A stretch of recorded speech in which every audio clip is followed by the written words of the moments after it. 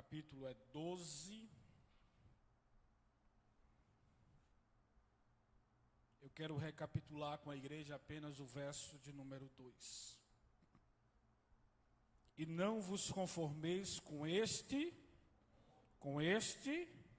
mas transformai-vos pela renovação do vosso entendimento, para que experimenteis qual seja a boa, agradável e perfeita vontade de Deus. Queridos, por muito tempo acreditou-se que a mente humana era rígida, prisioneira de traços imutáveis, ou seja, ela não se alterava. É uma crença antiga dentro da psicologia, onde traumas definia a forma de pensar. Isso não se mudava com o tempo.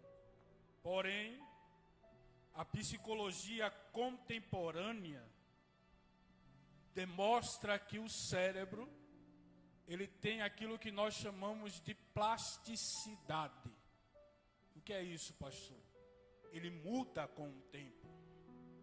Novos neurônios aparecem mesmo em idade avançada. É possível sim haver uma mudança na nossa mente. E isso, essa descoberta científica, ecoa justamente uma verdade bíblica antiga. As escrituras já demonstravam que a mente humana podia sim ser alterada. Porque imagine comigo, dentro da psicologia, uma criança até os 7 anos de idade, ela tem consciência, mas não tem consciência que tem consciência. Até os 7 anos de idade, a gente diz que a criança ela passa pela idade da esponja. Ela absorve tudo que está no seu meio. As experiências que ela passa, ela vai absorvendo. Você vê a criança repetindo muito o que o pai fala, o que a mãe fala. E hoje, com a tecnologia, a criança repete muito aquilo que ela vê no desenho animado, né? Filmes. É a idade da esponja. Ela só está absorvendo, ela não está gerenciando o que está absorvendo. A partir dos 7 anos de idade, a criança passa a passar a fase da construção do caráter, onde ela absorve e gerencia aquilo que ela está absorvendo. A maioria dos traumas que a gente carrega na vida toda acontece antes dos 7 anos de idade, porque a gente não conseguiu gerenciar aquilo que a gente recebeu. Então, quando uma criança ela passa por um trauma antes dos 7 anos de idade, isso vai marcar a vida dela toda. Para você ter uma ideia do que eu estou falando, eu tive uma paciente que ela foi durante um tempo abusada quando tinha 3 anos de idade. E esse abuso que ela teve, o padrasto que fez isso, tocava ela de uma forma, no ombro. E com 30 anos de idade, já casada, depois de 5 anos de casamento, todas as vezes que o marido tocava da mesma forma, só que de forma inconsciente, ela não sabia o que era, ela reagia de forma agressiva com o marido, sem saber o porquê disso. Com terapia intensiva, a gente descobriu esse trauma. A gente identificou o gatilho que fazia ela reagir daquela forma com o marido. E graças a Deus, ela é uma crente em Jesus, e a gente conseguiu usar os meios científicos e também aplicar a palavra de Deus. Porque tem coisa que só uma renovação completa da mente pode transformar. Tem coisas que a psicologia, dentro dos seus tratamentos, não consegue mudar, não consegue alcançar, só com a palavra de Deus. E hoje, pela graça de Deus, essa pessoa vive um casamento feliz, porque ela ressignificou. O que é ressignificar, pastor? É dar um novo significado ao trauma que ela teve. Já pensou isso? Tem pessoas que são traumatizadas, mas elas pegam aquele trauma e usa para curar outras pessoas que passaram pelo mesmo processo que ela. Já tem pessoas que são traumatizadas e não conseguem reagir àquele trauma. Por quê? Não conseguem ressignificar aquilo que aconteceu com a sua vida. O que a palavra de Deus faz conosco é justamente dar um novo sentido aos traumas que a gente teve na vida. E eu tenho certeza que se a gente fosse parar para escutar cada um que está aqui, cada um tem a sua luta, cada um enfrentou suas batalhas. E até mesmo quando se olha no espelho, não sabe nem como sobreviveu a essas batalhas. Não sabe nem como sobreviveu a estas lutas. Pois bem, o que a palavra de Deus nos ensina é que a transformação do ser humano, olhe para cá, a transformação do ser humano não começa no exterior, mas no interior. Especificamente na mente. Toda transformação, se você quer que a sua vida seja transformada de alguma forma, primeiro, a tua mente precisa alcançar aquilo que você quer conquistar. Tudo que você está vendo aqui essa noite, um dia foi pensado, um dia estava dentro de alguém. Esse púlpito aqui, para se materializar, primeiro teve que existir dentro da mente de alguém, para depois existir. As paredes teve que estar na mente de alguém, para depois passar a existir. Então toda mudança, ela não começa fora. Ela não começa fora. Ela começa dentro de nós. Sabe qual é o maior perigo da nossa geração? É querer aparentar muito uma coisa, quando na verdade não está daquele jeito. A gente vive uma sociedade tão artificial, que existe um índice, isso foi anunciado pelo Times, acredito há 6 meses atrás, de adolescentes que estão com depressão, porque quando se olha no espelho, não consegue se ver da forma que se vê com os filtros do Instagram. Veja como a mente está sendo bombardeada atualmente.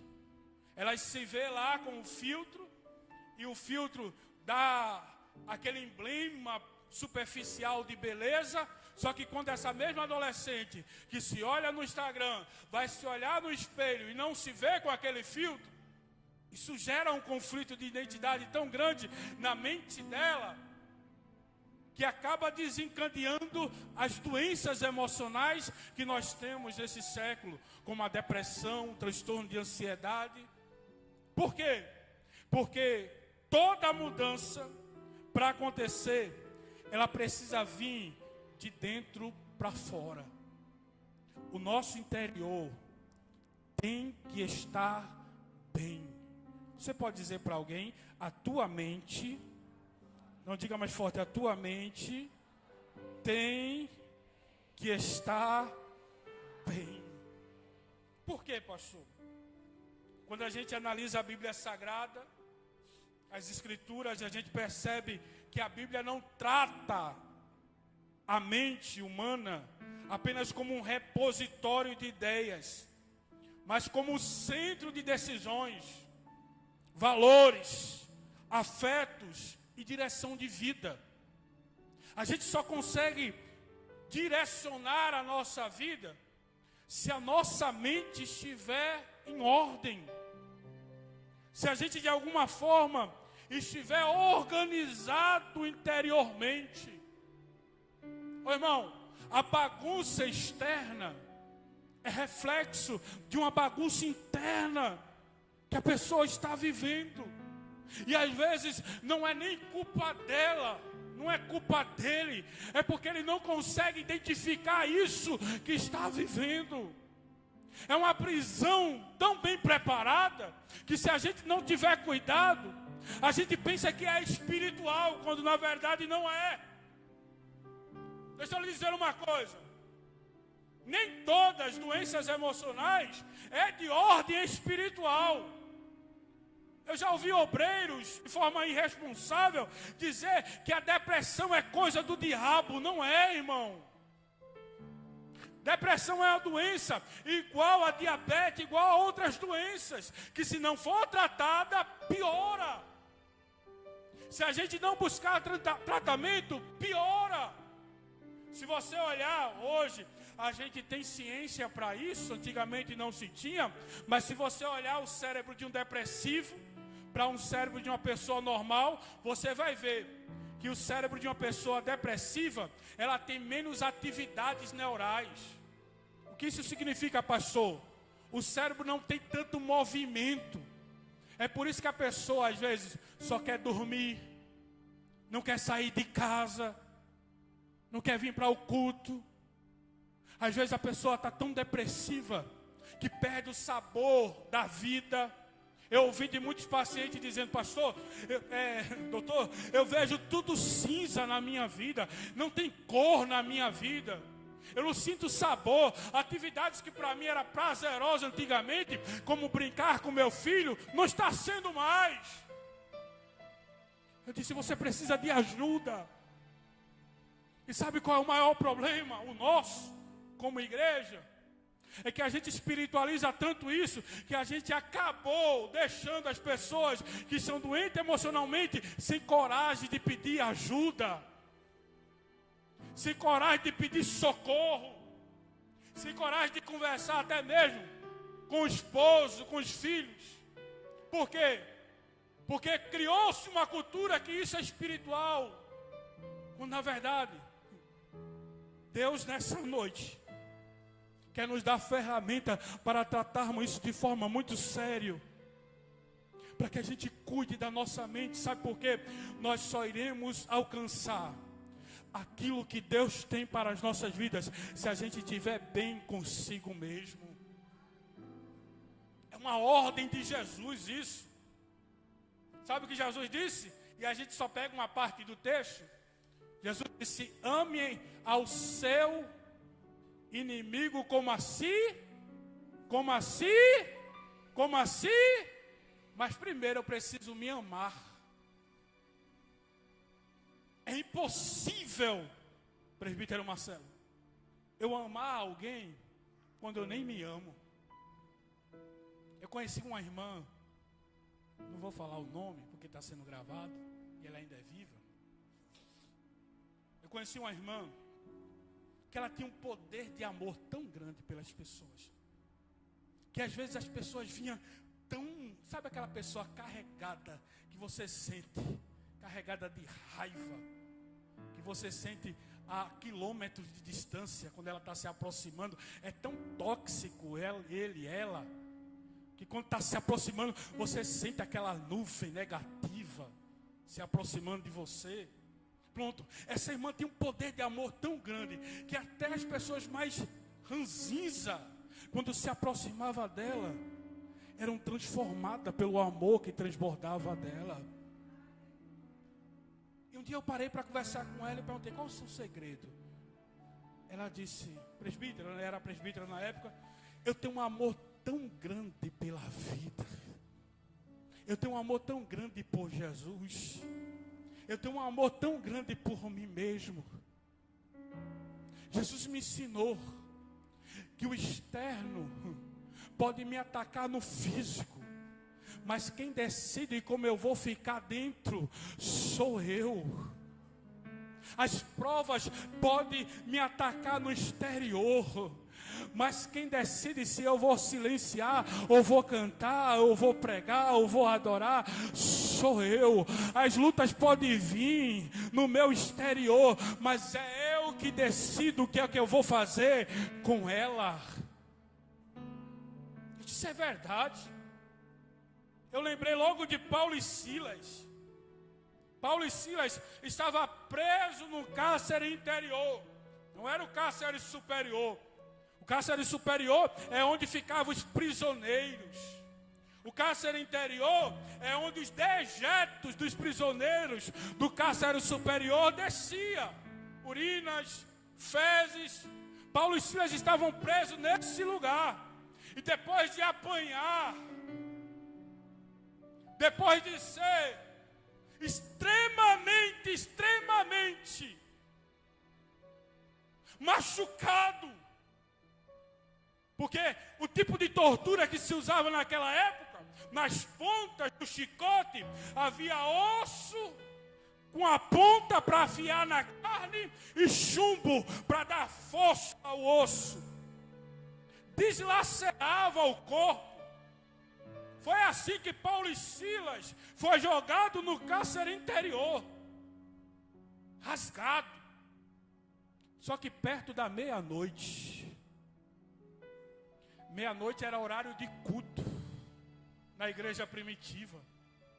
Perto da meia-noite, Paulo e Silas tinham todos os motivos para que aquele cárcere interior entrasse dentro dele e apagasse a alegria que havia no seu coração.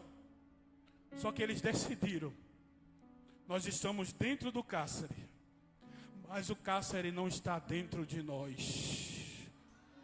Vou repetir de novo: nós estamos dentro do cárcere, mas o cárcere não está dentro de nós. Eu vim aqui essa noite para lhe dizer: esta prova não tem domínio sobre a tua vida. Esta luta não tem domínio sobre a tua casa. Essa cilada do inimigo não tem domínio sobre a tua família.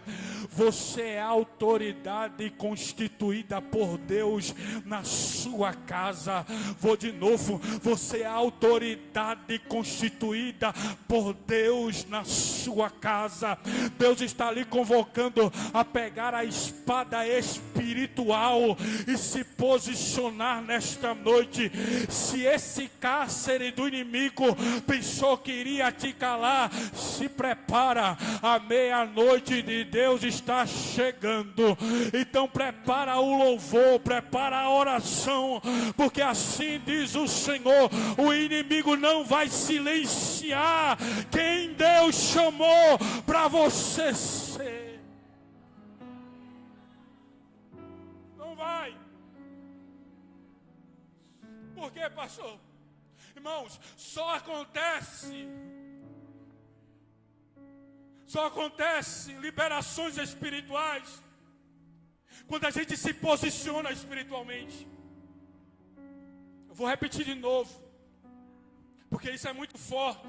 Só acontece liberações espirituais quando a gente se posiciona espiritualmente.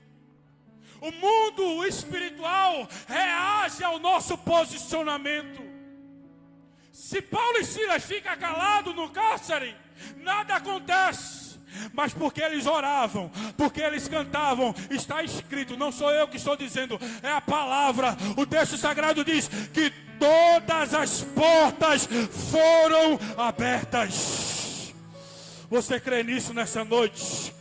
Levante a mão para os céus. Ô irmão, se você soubesse o que tem de porta se abrindo só por você ter chegado nessa noite, se você soubesse o como Deus está destravando coisas na tua vida só porque você chegou nessa noite, assim diz o Senhor: através do teu posicionamento, através da autoridade que eu coloquei na tua vida, existem portas sendo abertas aqui neste lugar. Aleluia, aleluia, aleluia, aleluia, aleluia. Deus me trouxe aqui para lhe dizer: não deixe esse cárcere lhe vencer. Vou de novo. Não deixe esse cárcere lhe vencer. Eu faço o que com ele, pastor? Encha ele de oração nessa noite. Encha ele de adoração nessa noite. Isso. Reage nessa noite. Isso. A vontade do inimigo era te ver em cima de uma cama, depressivo, ou louco de um lado para o outro. Teve gente que olhou para você e disse: eu só vou esperar ela enlouquecer. Mas Deus te trouxe aqui para lhe dizer: filha, filho, tem cântico novo preparado para os seus lábios a partir dessa noite.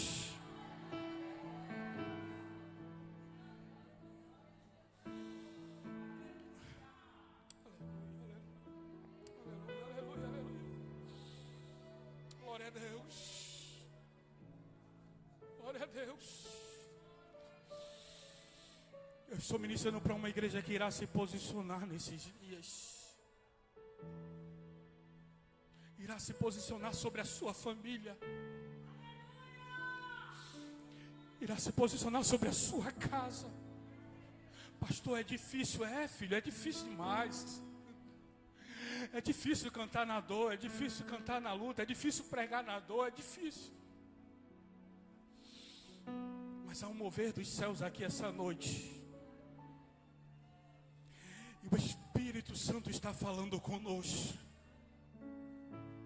É como se eu estivesse ouvindo de forma clara, presbítero Cláudio, a voz de Deus dizendo: eu estou buscando quem se posiciona, filho. Eu estou buscando quem se posiciona. Ele me camandará bagaço. Eu estou buscando quem se posiciona sobre o seu destino, sobre o seu futuro. Eu estou buscando quem se posiciona sobre a sua família. Eu estou buscando quem se posiciona sobre a sua casa. Eu estou buscando quem se posiciona sobre os seus filhos. Eu venho debaixo da autoridade de Deus. Os teus filhos serão como flechas na mão do arqueiro, tomados por Deus como instrumento de Deus. A tua casa será um lar de paz, porque Deus está te dando uma ferramenta de posicionamento nessa noite. Se o inimigo esperava você desistir, parar, não irás, porque Deus está te dando a ferramenta de posicionamento nessa noite. Aleluia, aleluia, aleluia, aleluia. Glória a Deus. Não, eu não estou romantizando nada não, viu? Eu sei dos processos. Não sei se eu já contei nesse altar, mas um dia eu estava tão feliz. Tão feliz. Eu acho que eu tinha a idade do filho do presbítero Marcelo nessa época. Ele tem quantos anos, Marcelo? Era isso mesmo, 15 anos. Eu botei um terno maior do que eu, porque eu tinha ganhado de um presbítero. E a gente até que brincava comigo: o defunto foi maior, não foi, pregador? Não foi. Era um sapato maior do que o meu pé também, que eu tinha ganhado. Eu estava tão feliz esse dia, tão feliz, tão feliz. E parece que o inimigo sabe, não é? O dia que a gente está disposto a pegar os céus com a mão, parece que ele olha para a gente e diz: é hoje. É hoje que eu vou lançar todas as setas para entristecer ele. Eu estava saindo, onde eu morava era um bar. Quando eu estava saindo, eu ouvi de alguém dizendo assim: esse daí vai ser mais um. Porque eu tinha perdido 2 tios para o alcoolismo. E ele olhou para mim e disse: esse aí vai ser mais um, que o alcoolismo vai destruir a vida dele. É questão de tempo. E eu escutei aquilo. E a gente é humano, não é? O coração entristeceu, doeu. Porque eu vi a minha casa totalmente encharcada nesse vício. Era minha mãe, minha tia, minha avó. Eu sozinho com a minha bisavó, orando a Deus por minha família. Eu fui para o culto, mas eu fui para o culto revoltado com Deus desse dia. A inocência de um adolescente, né? Eu disse: Deus, eu não aceito isso. Eu não aceitei o Senhor para viver isso. Eu não aceito essas palavras sobre a minha vida, sobre minha casa. Faz alguma coisa, Deus. Eu vim para um culto, era um culto de adoração, de celebração. presbítero estava ministrando a palavra. Ele disse: eu quero convidar um jovem para orar aqui. E eu me joguei na frente do púlpito. O púlpito era bem mais alto que esse aqui. E tinha umas madeiras na frente. As irmãs e os irmãos mais velhos, né? Vai lembrar. Os jovenzinhos assim, como um dia, não lembra não. De 30 anos para baixo não lembra não. Mas os mais velhos lembra. Tinha umas madeiras assim na frente do púlpito.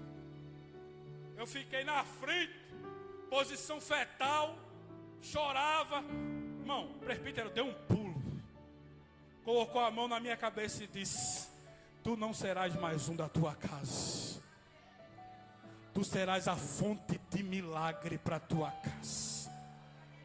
A partir de ti o ciclo de maldição se quebra. E eu vou salvar um por um. E aquele lugar que hoje é um bar vai ser um ponto de adoração ao meu nome. O bar fechou, é um ponto de adoração a Deus.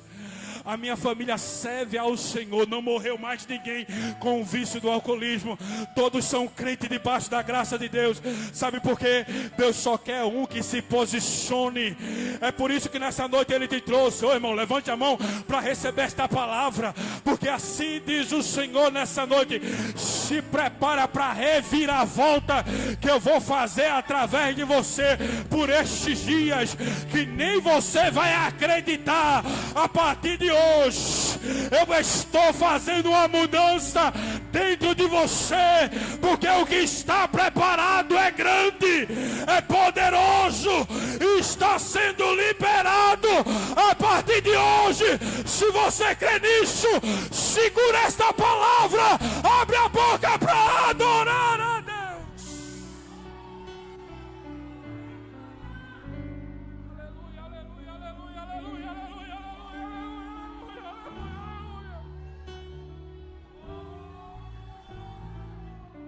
Aleluia, aleluia, aleluia.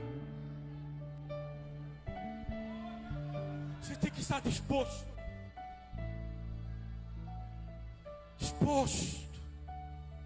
Disposto, irmã Nazaré, a ser trabalhado por Deus. Metanoia. Se a gente quer viver o novo de Deus, a gente precisa se permitir viver a metanoia de Deus. E o que é metanoia, pastor? O termo metanoia no original é a junção de duas palavras: meta, que quer dizer mudança, e noia, que quer dizer mente, entendimento, modo de pensar. Sabe o que Deus quer para as nossas vidas? Um posicionamento dentro de nós. Toda batalha, pode analisar texto por texto na Sagrada Escritura. Toda batalha, Deus primeiro tinha um encontro com o líder para mudar a mentalidade dele sobre a batalha. Quer ver? Moisés está em Piarote. Piarote era um beco sem saída, montanhas ao lado, terra dos canibais do outro, de frente ao Mar Vermelho. E para piorar tudo, atrás, que era o único lugar de saída, irmão Ricardo, já vem Faraó com 600 carros. Moisés olhou e disse: tem para onde ir não, vou clamar a Deus. Ele começa a clamar a Deus, porque o povo está murmurando. E quando ele clama a Deus, Deus diz: Moisés, por que tu clamas a mim, Moisés? Diz a esse povo que marche. Sabe o que Deus está dizendo para Moisés? Esse povo está com postura de escravo, Moisés. Saíram do Egito, mas o Egito não saiu dentro deles. Irmão, o processo, escute isso, o processo para o Egito sair de dentro daquele povo foi 40 anos. Deus tirou o povo do Egito em semana, mas tirar o Egito do povo foi 40 anos para tirar. Porque o povo está peregrinando no deserto e com saudade da cebola, peregrinando no deserto com saudade do sepulcro, saudade do Egito. Aí o deserto foi um processo onde Deus mudou a mentalidade do povo, para que o povo se tornasse dependente. Só que aqui em Piarote, em Êxodo capítulo 15, Deus já está mudando a mentalidade. Deus está dizendo, olha, se eles querem milagre, eles vão ter que se posicionar como um exército. Ô irmão, a gente precisa às vezes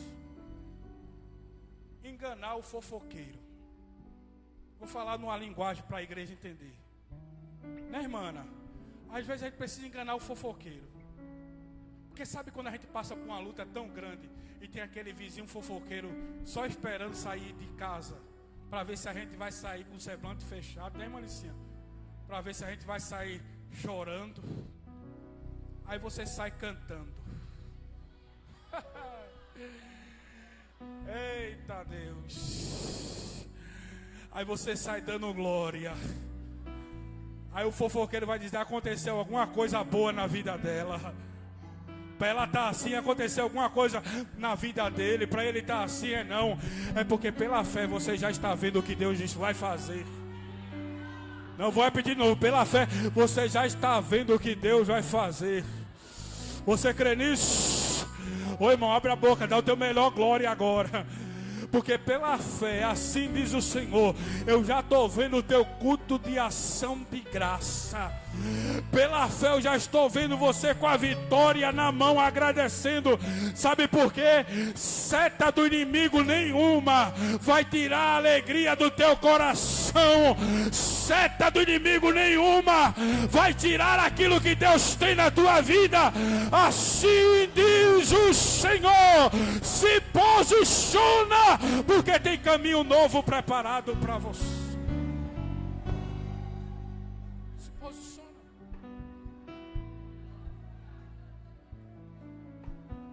Deus quer posicionamento.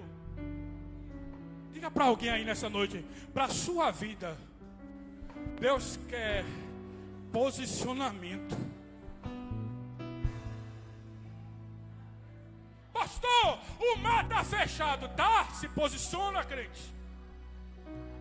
Pastor, está tudo travado. Se posiciona, crente. Tem hora que é para orar, mas tem hora que é para se posicionar. Tem hora que a gente tem que levantar clamor, fazer vigília, consagração, jejum. Mas tem hora que Deus está dizendo, marcha, marcha, marcha, marcha, que o milagre vai acontecer. Ela é para Camandarabagas. Eu estou ministrando para uma igreja que vai viver milagres por esses dias. Vou de novo, porque só a missionária acreditou. Eu estou ministrando para uma igreja que vai viver milagres esses dias. Mas se posiciona para que o milagre seja gerado. Meu Deus. Meu Deus, meu Deus, meu Deus. Teremi camandarabagassu.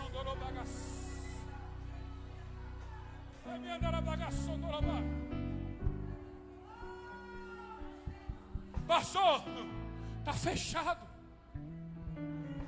Deus está dizendo para Moisés, antes do milagre acontecer, você precisa acreditar que ele vai acontecer. Então marcha. Vai em direção ao mar, Moisés, marchando.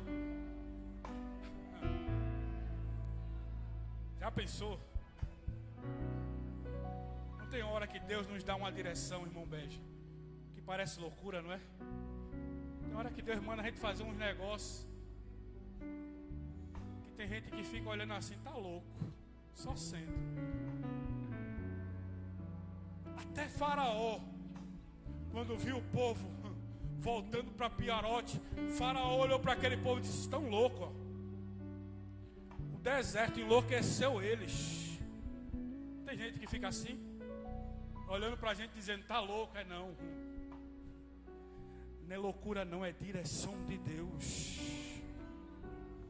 É porque o que Deus colocou dentro de você é maior do que você. Oh, aleluia. Tem caminhos que você vai traçar que é maior do que você. E alguém está dizendo, é loucura dela, é loucura dele. Não, é o sonho de Deus sendo projetado na tua vida. E eu vim aqui essa noite para lhe dizer, se Deus lhe deu o sonho, se prepara, porque os recursos vão ser descortinados. Não, irmão, abre a mão para receber esta palavra. Isso. Se Deus lhe deu o sonho, se prepara, porque já tem recurso no celeiro de Jeová para ser liberado para a tua vida. Tem coisas que não é do teu tamanho, porque foi Deus que te deu. Tem coisas que não cabem em você, porque quem liberou foi Deus. Se prepara para o que Ele vai fazer, e já está liberando recursos nessa noite.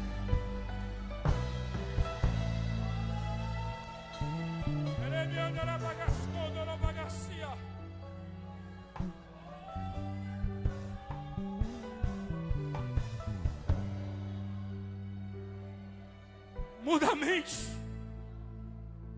Muda a mente nessa noite. Tem coisas que é para a gente fazer. Marchar, o povo hebreu estava marchando. Mas na hora de abrir o mar, está escrito, irmão Flávio, o vento oriental veio. Mar Vermelho sopra-se um vento do norte para o sul. Nunca vento oriental. O texto dá a entender que a mão de Deus foi lá no oriente, segurou o vento e trouxe para frente do mar e disse, agora sopra, porque eu vou preparar caminho aonde não existe.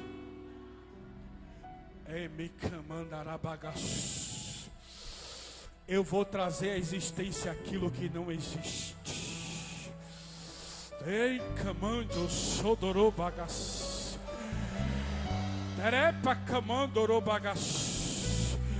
Há um vento de Deus soprando nessa casa nessa noite. Há um vento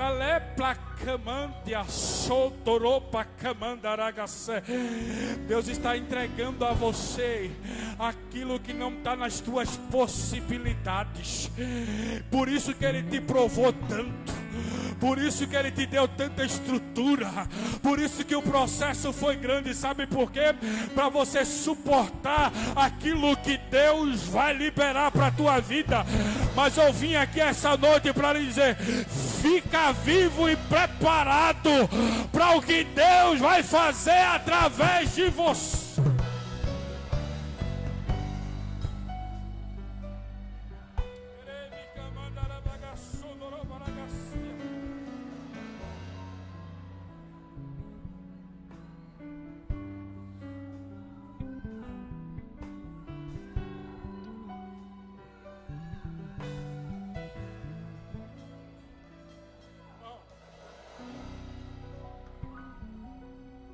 Coisas que a gente não recebeu de Deus ainda, porque a gente não está preparado para receber. Sabia disso? Tem coisas que não aconteceram na nossa vida ainda, porque a gente não está preparado. Você já imaginou se José, saindo da casa do seu pai, assumisse o trono de Faraó? Sabe o que José ia fazer? Se vingar dos seus irmãos.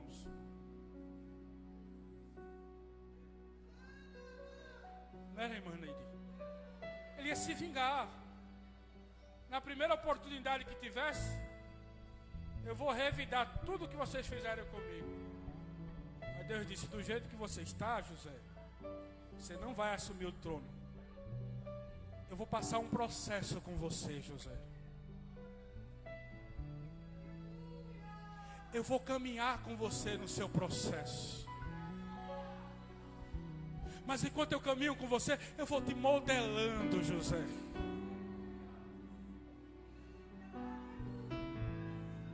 Os irmãos jogaram ele no poço. Poço é lugar de solidão. É lugar onde a gente fica sozinho. Sabe o que Deus estava ensinando a José? José, no processo às vezes, tu vai ficar sozinho. mas tu terás a minha presença contigo, José. É Deus ensinando a José a ser dependente dele. Teve dia que você teve que gritar sozinha, minha irmã. Teve dia que você teve que gritar sozinho, meu irmão. Sabe por quê? Era Deus te mostrando: clama a mim, que eu estou perto de você. Pode todos te abandonarem, mas eu não te abandonarei. Pode uma mãe se esquecer do seu filho que ainda amamenta? Pode. Todavia eu não me esquecerei de vós, porque na palma das minhas mãos eu te tenho gravado. Vai ter dia nessa caminhada que você vai estar sozinho, mas Deus vai estar contigo. Deus vai estar do teu lado.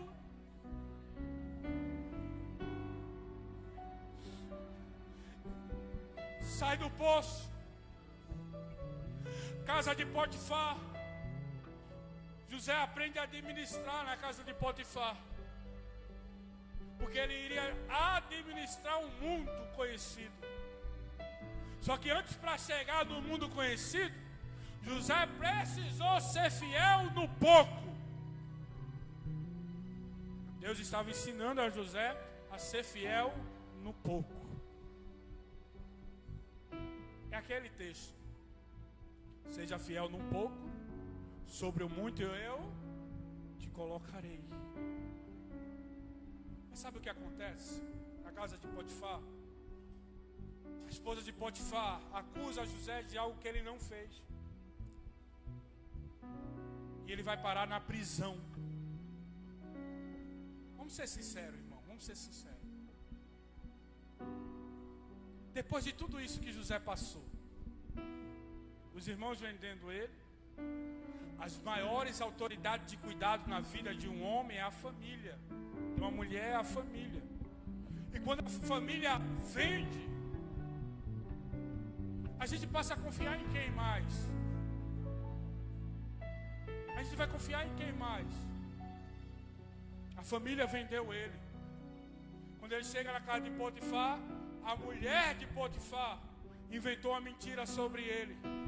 Quando ele vai para a prisão, irmão, José tinha todos os motivos para ser uma pessoa doente, traumatizada e não querer contato com ninguém mais.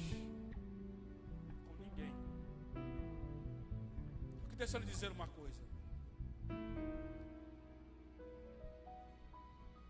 Você nunca será conhecido por aquilo que você fez quando estava tudo bem. Você será conhecido quando você tinha todos os motivos para chorar,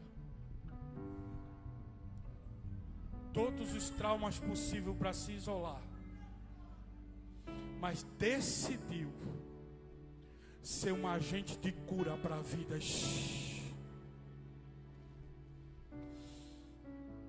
Quantos Josés estão feridos aqui essa noite?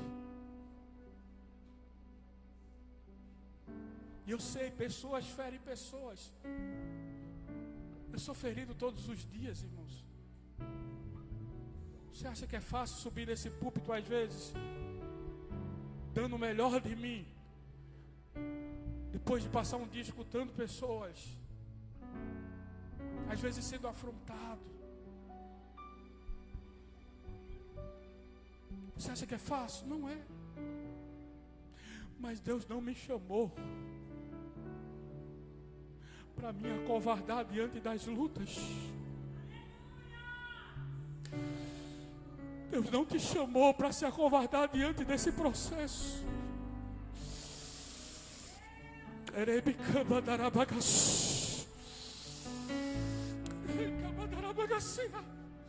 Se eu lhe dizer uma coisa do fundo da minha alma aqui essa noite, do fundo da minha alma eu vou lhe dizer isso. Eu posso errar com você, eu posso lhe ferir porque eu sou homem, eu sou carne, mas não deixe de fazer aquilo que Deus lhe chamou para fazer por causa de mim. Não deixe de fazer aquilo que Deus lhe chamou para fazer por causa dos homens. Sabe por quê? Você não faz por mim, você não faz pela placa da igreja, você não faz pelo ministério, você faz pelo Deus que te chamou, pelo Deus que te amou primeiro, pelo Deus que te resgatou quando ninguém te queria mais para nada. Ele foi lá no charco de Londres e disse: filha, filho, recebe uma nova vida da minha parte, porque eu restauro a tua vida nessa noite. Abra a boca para adorar isso.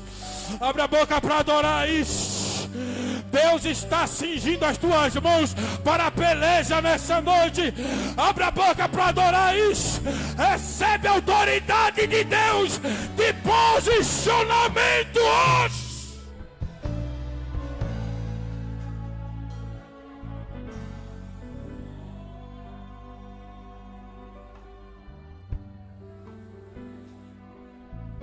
Homens passam.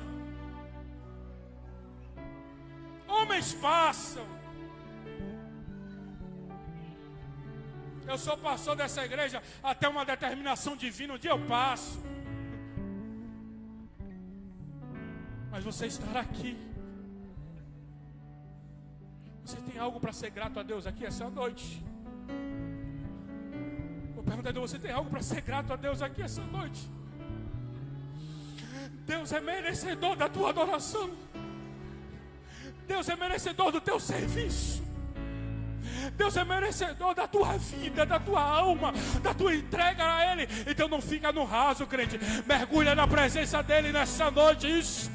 Mergulha na presença dEle nessa noite. Deus está te chamando para águas mais profundas, para viver os mistérios dEle.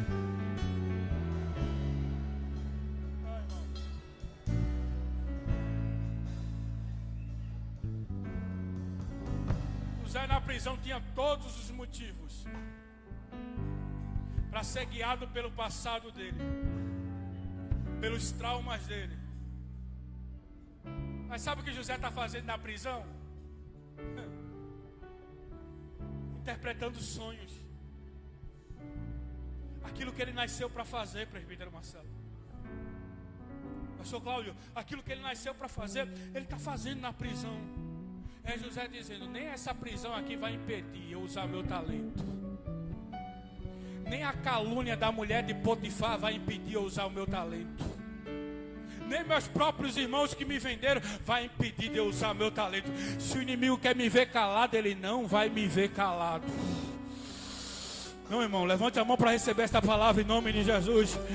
Recebe a autoridade de Deus que está descendo agora nessa casa.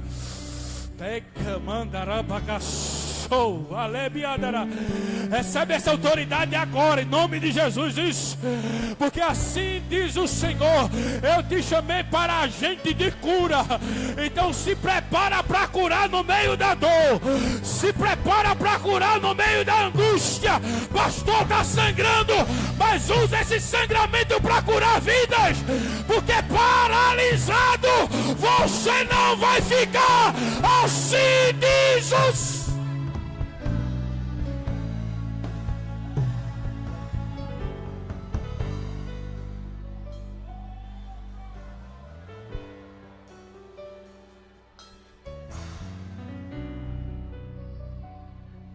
dia 1 de janeiro.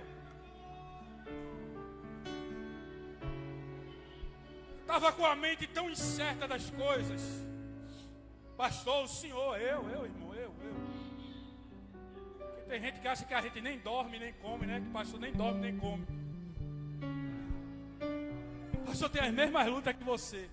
Dia 1 de janeiro, eu estava lá na casa de irmão Bege. Irmão Bege estava contando o testemunho dele para mim. E eu disse assim para Deus: eu preciso me preocupar com isso não. Tu é Deus de milagre, Deus. Olha, irmão Bege, eu saí tão edificado, tão renovado naquele dia. Eu digo: Deus, tu fez um milagre na vida desse homem. E eu me preocupando com o meu futuro. O meu futuro está nas tuas mãos, Deus.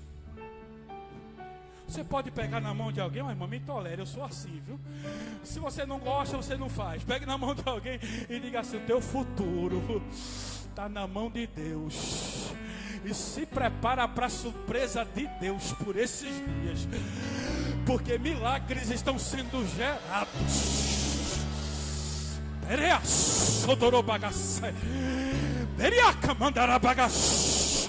Abra a boca aí. Abra a boca aí. O inimigo olhou para você e disse: ele até vai para aquele culto, mas adorar não vai. Olha você adorando aqui essa noite. Olha você glorificando aqui essa noite. É porque essa prova não te cala. Você nasceu para adorar.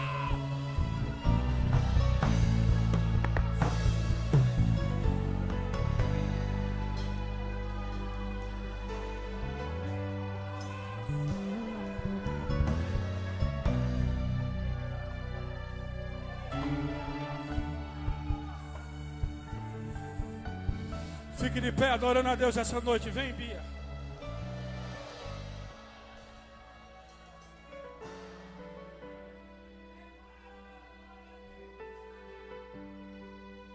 Eu quero que você vá para perto da sua família.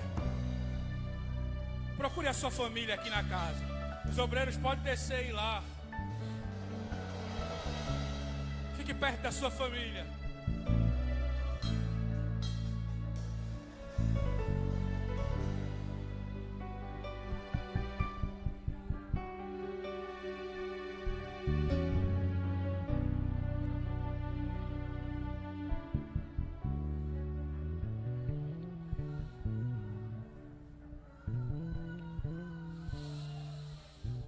Me camandará bagaçou do Urubaracia.